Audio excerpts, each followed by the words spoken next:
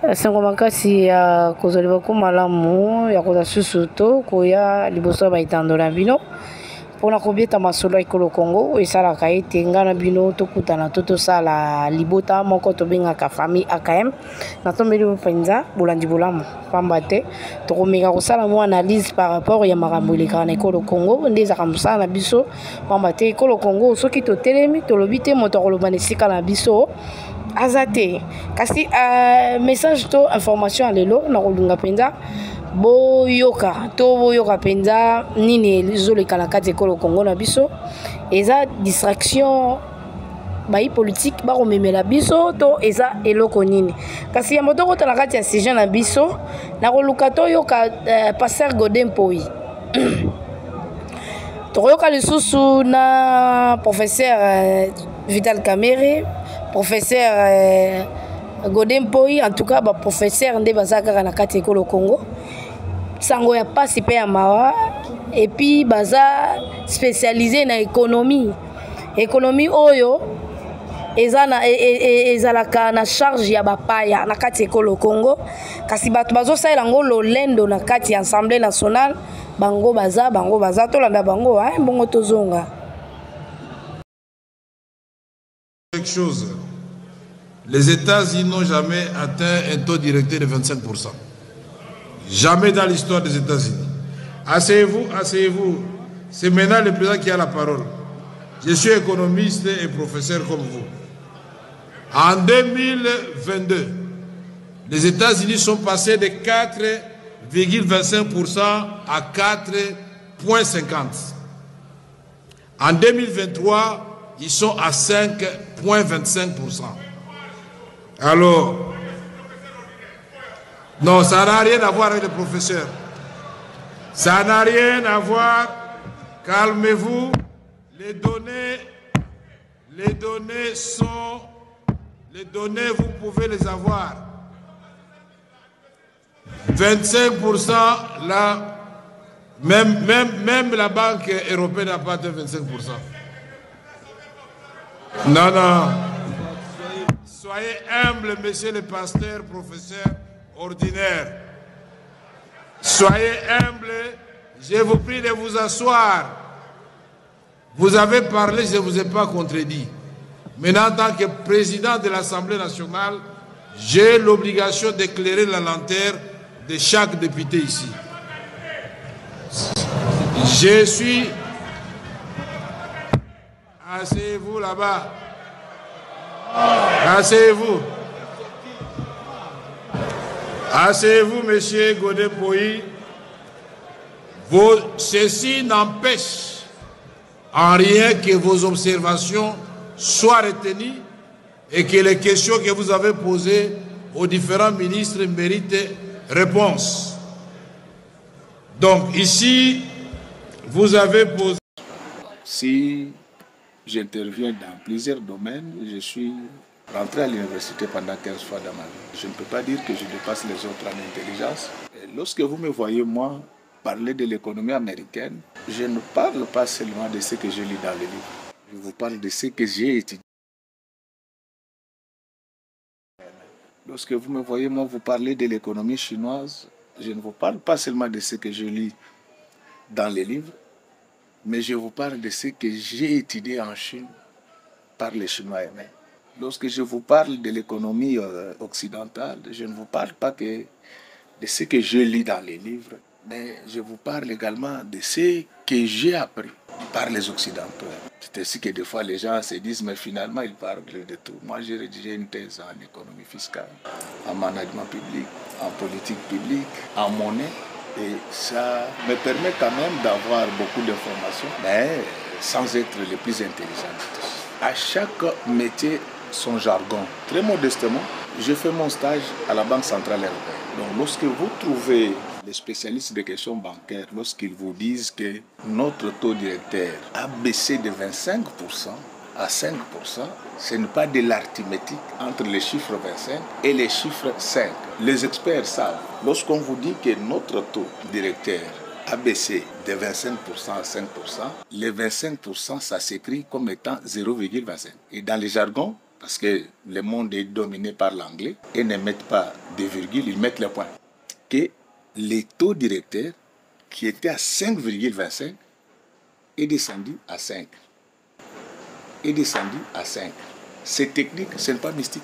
Ça ne pouvait pas déranger les gens. Si on était vraiment de la filière, ça ne pouvait pas déranger. C'est pourquoi vous avez vu que quand cette mauvaise interprétation a été faite, très modestement, je demandais la parole pour expliquer ce que ça voulait dire. Mais malheureusement, cela ne m'avait pas été accordé. Donc ce sont des choses simples, ça ne pouvait même pas faire débat. C'était pour expliquer que les 25% dont on parlait là, ce n'est pas de l'arithmétique. Dans les jargons, ça s'appelle 0,25. Donc le 25%, ça s'écrit comme étant 0,25%. Et 0,25 chez les francophones. Mais chez les anglophones, ils écrivent 0,25. Ça veut dire tout simplement que les taux directeurs des États-Unis, moi j'ai fait mon stage au département d'État. Je connais relativement bien l'histoire politique et économique des États-Unis. Renseignez-vous, dans les années 80, on a eu un taux de croissance qui était de 20%. Ça, c'est de l'histoire. Vous savez, il y a beaucoup d'économistes par ce temps qui court. Moi, je n'ai pas dit que je suis intelligent. Si tu vas dans les grandes universités européennes, tu trouveras le nom de Godet là-bas, comme expert qui est sur la même liste que les premiers. Donc, je ne fais jamais de débats nauséabonds dans ma vie. Et je ne réponds jamais aux gens. Les seuls jours où moi je passerai à la télé pour répondre aux gens, c'est les jours où mon papa, Évariste Mabimobumba, le pape de tous les économistes du Congo, appellation bien contrôlée, va m'attaquer que je le ferai. Or, lui ne le fera jamais. C'est le jour où le recteur Lututala va m'attaquer. Oui, or, lui ne le fera jamais. C'est le jour où Kabe Tchoukou va le faire. Or, il ne le fera jamais. C'est le jour où Moukoko Samba, mon grand frère que je salue, le fera. Or, lui ne le fera jamais. C'est le jour où Faustin Luanga, mon ami qui nous a représentés et qui nous a accueillis très bien à Genève. Quand si ces gens-là m'attaquent, là, je peux venir parce que nous allons nous comprendre. Mandeko Malandi, Toti Kolanda, professeur Godem Poy, professeur Vital Kamere, spécialiste en économie. Bon, ça dépend peu ya étude ça les donc baza batuminene.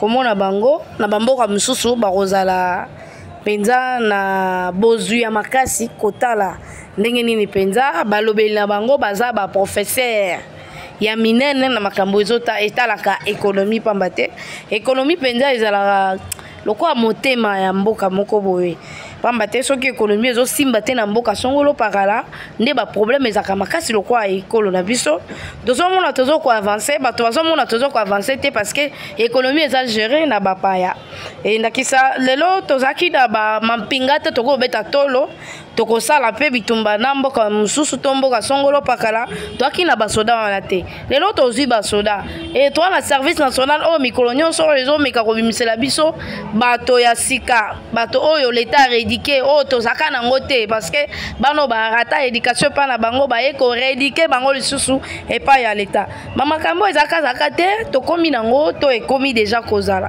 kasi problème makasi ezo simba te oyo bato bazo mona mbongo na ezate c'est parce que économie na biso eza géré na bapaya et économie na biso bato basimbi yango baka bato bakalibanda et lelo na yoki pasi makasi nde sali kena ya penza liboso ya baitando poto meka kosolola masolo yango elongo na bino et pas ces ya nini komona penza na kati ya assemblée nationale na biso otoko benga na lingala ndako ya bakeli mibeko discussion ya kitoko makaso bandeko babande ko sala nde to lukaka mikolo nyonso po ete epesaka bango courage ya kokela mibeko oyo ekosunga social na biso alobi to kosunga économie na biso bien que mibeko déjà oyo ezalaka déjà na kati ya constitution na biso to na kati déjà ya mboka na biso bango balandelaka mingi te kasi tokokota pe na détail wana te po wana eza sujet lelo te sujet lelo eza kotala ba professeur kitoko makasi munene selon bango basali ba formation selon bango okoto oyo aza expert na économie mais ozotala mboka oyo eza na ba expert na ba professeur na kati ya mboka wana baza incapable ya gérer économie na bango incapable ya kopesa ba piste de solution pona kozwa pouvoir ya ko gérer économie na bango donc bango nyonso na bazo biso nyonso ko na ba professeur na ba expert ya économie tozo dépendre na ba indien na ba chinois o baka kozwa biso mbongo bake kocha na banque na bango et likamba ko kamwa pasi makasi indien chinois akana compte na banque ne awate yazwa kambongo ne bimaka libanda jamais kocha banque na ye a loger banque na ye na Congo te ana banque na ye oza libanda na kati ya mboka na bango mbongo na ye akobomba ngo na mboka na bango da mbongo na biso akena ngwe pa na bango donc mutokolo bane ko tuna likambo azate siko likolo nango kotala ba professeur kotala ba député ndeko Vital Kamerhe alibisi ndeko Godin Poi pour la proposition moko ndeko Godin Poi apesaki na ba pourcentage ya ba pourcentage ya États-Unis pardon pourcentage ya États-Unis apesi moi chiffre moko boye ndeko Kamerhe alingaki akitisa ye pe na miso abatuke depuis bon nyonso la penza et concerné biso te pour plus des solutions to moni yango te sauf que distraction de to moni na kati biloko wana parce que o soko zo bimisanga yo onga na yebi onga no piste de solution ya ezawa pipona ba grade na bino emonana ba papier na bino soit disant emonana donc comment banga prochainement tam tsubo bando la biso ba valise ya ba papier selon ba mboka nyonso bino botanga boza ba expert na ba économie to moni pe ndeko professeur Godin Poi alobi ete na États-Unis eza na sika oya saki formation soki ba kei ko tuna ba komona parmi bato baza ba expert na économie na États-Unis yepe komona eza na kati kasi na kati ya mboka na ye baza na problème sérieux ya ba économiste bon to ça ba problème sérieux na ba économiste parce que bango baza déjà na kati ya piste wana mo bana na biso nga azaka na confiance na bango bakana o bazaka tam susu na campus misusu baza soki na ISE misusu baza na ba université songolo pakala o nanu ba meka bango expérience te bango tam musu batika non na mayele na bango quand même ba o déjà basi bazwa lokola bande ko Vital Kamerhe alekaki déjà na ministère ya économie to monaki atelo moko boujaki te si lelo biso pe to chaki mo espoir na mukoko samba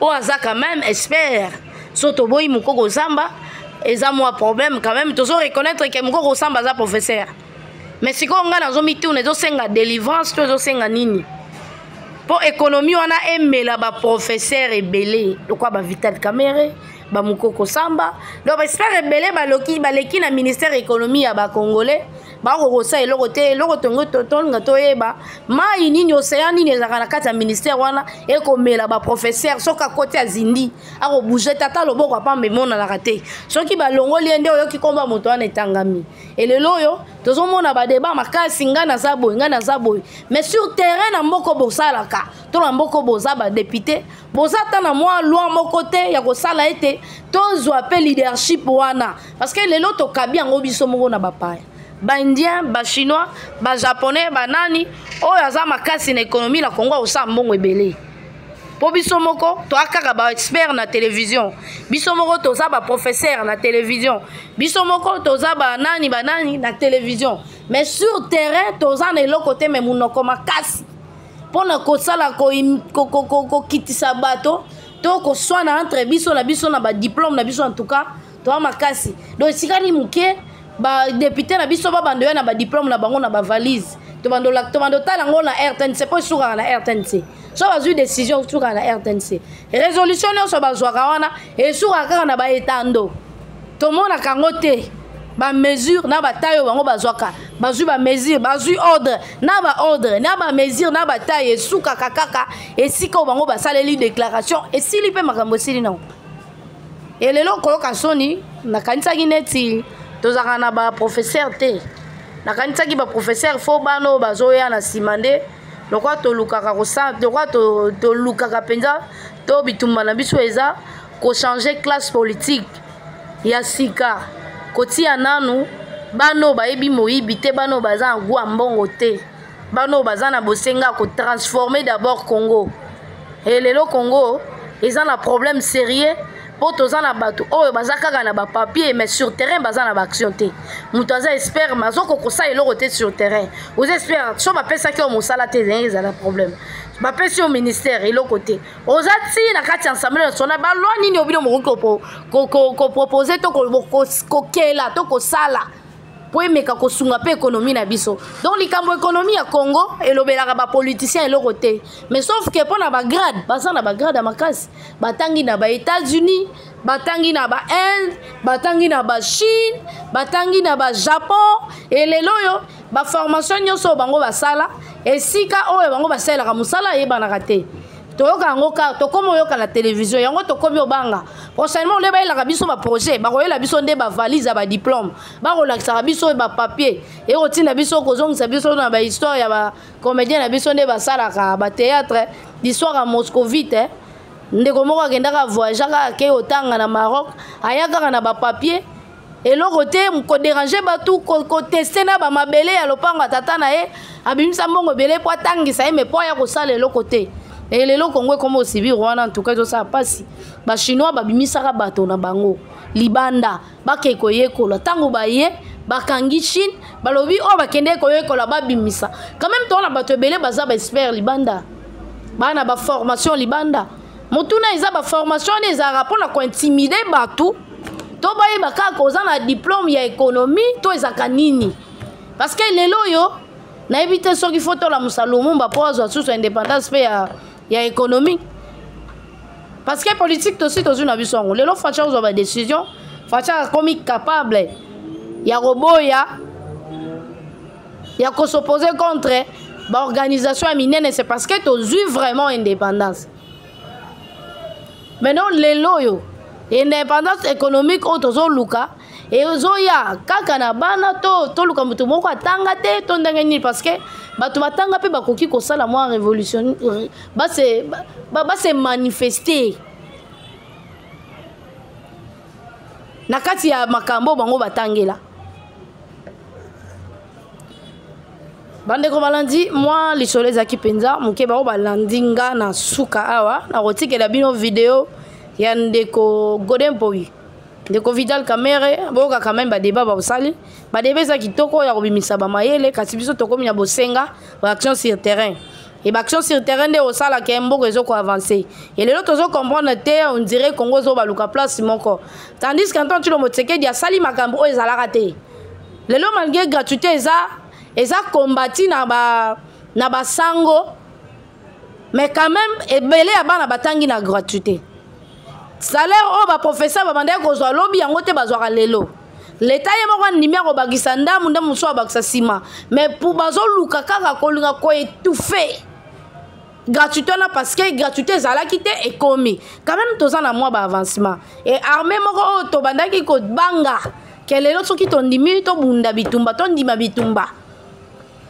biso tang mosusu ndakisana ba Rwandais ou bien na pays moko songolo pakala to sala ba mapinga na biso to la ba biloko na biso ezala été parce que toi qui na sanction le lot obundi sanction ezala susté et ça quand même ba avancer o ezala kate na kati ekolo Congo et kasi na ba domaine nyonso to na bosenga mutu nyonso o za politicien o se retrouver na rana ye o za capable pe ko bunda pona musalo ba pesi ye ezate ko bénéficier kaka na ba ben cortège ya opfele ba ko pesa mina nani salaire ya opfele ba ko pesa o prime ya opfele o doit carburant ya opfele ndako ya l'état opfele o sac le côté 654 ministères to robeta lisolo kaka ministère ya justice muke to na intérieur to moni Jacquemain na meki moi ko bouger projet ne on est bouger moi batou ya ko tia mbongo ebele na kati ya sécurité parce que sécurité c'est ngambongo sécurité zo senga mbongo na kati ya la police ko senga mbongo et les autres se retrouvant na ba policier moko ayebiti na mosala na été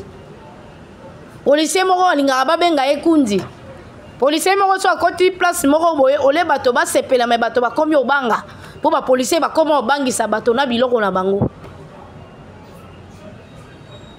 et Congo zo sécurité zo senga mbongo quand même to robeta pe lisolo Jacquemain pa matin na kati ya secteur na to moni amekima ko bouger mwandam et ko bakisa muke Doudou Fwamba na moni pe bato balingi Doudou Fwamba te balingi ko linga ko salir ye ko lati sa ekazaka moko boye soit déjà zo bima so kazo sala nini mais na banda ozela ba ko ba loba ke a détourner le quoi a détourner te vie privée à Doudou Fwamba ta libisoté a muto anzambe te mais quand même le rôle na no akoti na ba détournement te quand même ça va bravo Doudou Fwamba continuer bongo ozana bénédiction ya ba congolais ko banga te malgré batak bazo ko attaquer on a vu que bitumba la bino ya ba kiti ndenge zalaka mpona koluka kokotisa likanisi moko na mitu ya bato bayina yo basala soki ndenge nini.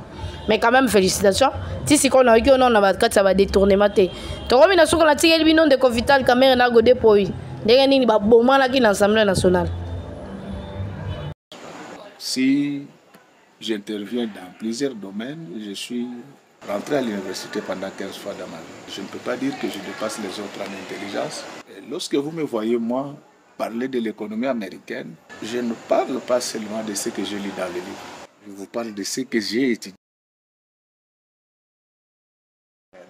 Lorsque vous me voyez, moi, vous parler de l'économie chinoise, je ne vous parle pas seulement de ce que je lis dans les livres, mais je vous parle de ce que j'ai étudié en Chine par les Chinois eux-mêmes.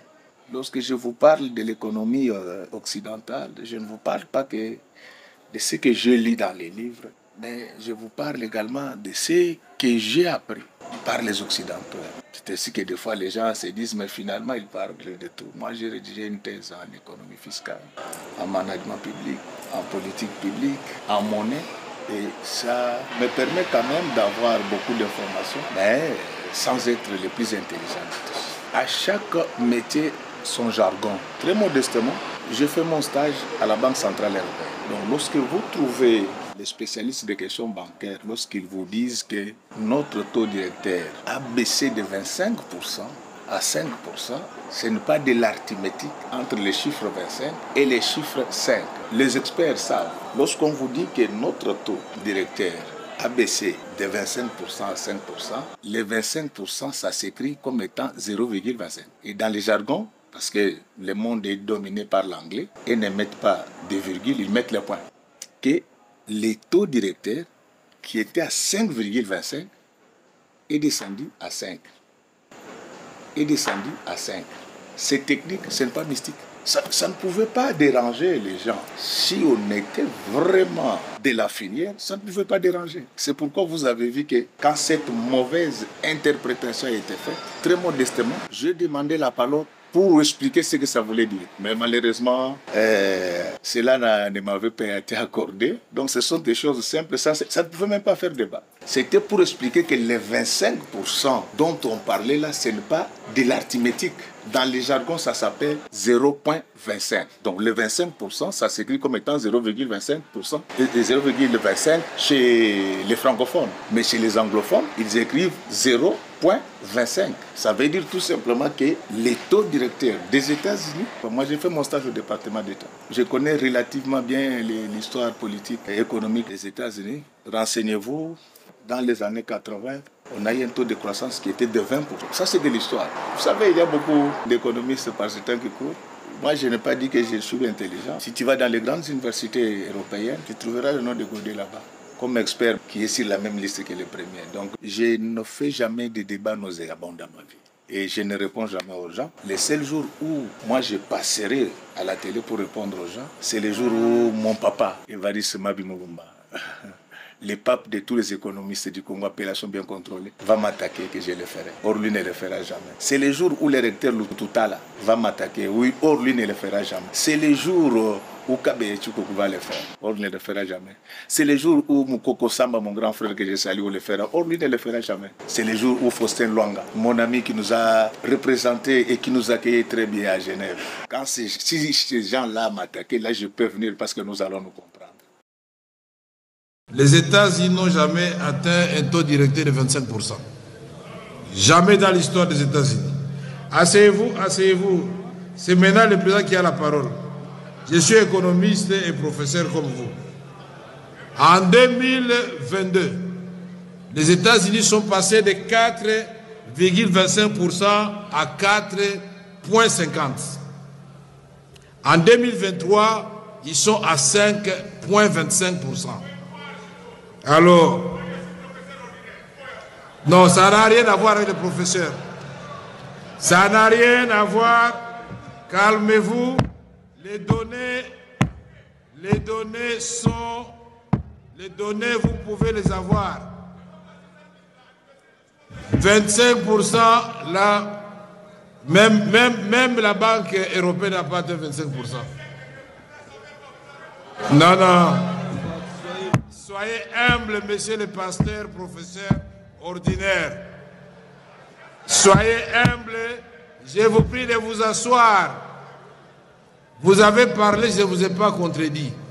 Maintenant, en tant que président de l'Assemblée nationale, j'ai l'obligation d'éclairer la lanterne de chaque député ici. Je suis... Asseyez-vous là-bas. Asseyez-vous. Asseyez-vous, monsieur Godé-Poyi. Ceci n'empêche en rien que vos observations soient retenues et que les questions que vous avez posées aux différents ministres méritent réponse. Donc ici, vous avez posé un... Mais regardez